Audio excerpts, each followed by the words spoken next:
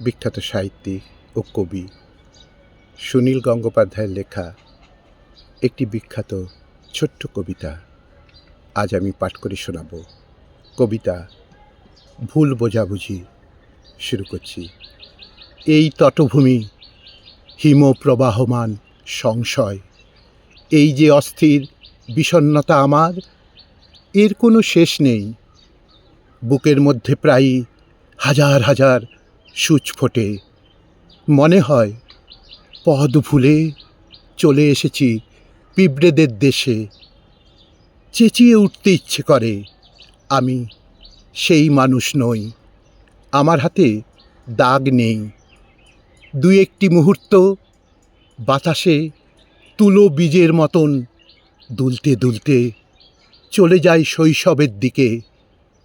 বহুকাল চেপে রাখা একটি দীর্ঘশ্বাস বেরোবার পথ পায় না।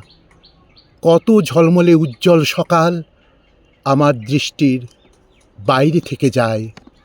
তুমি এসব কিছুর জন্য দায়ী নীরা।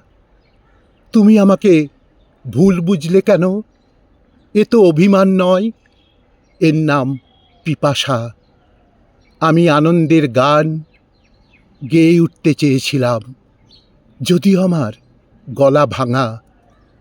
একটি শিশু টলমলে পায়ে হাততালি দিয়ে উঠল।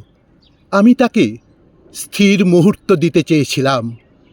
উজ্জ্বল ফুলকি ওঠা ঝর্ণায় চেয়েছিলাম অবগাহন। পৃথিবীকে আমি প্রায়শ চেয়েছি সীমানাহীন। নীরা, তুমি আমাকে ভুল বুঝলে কেন?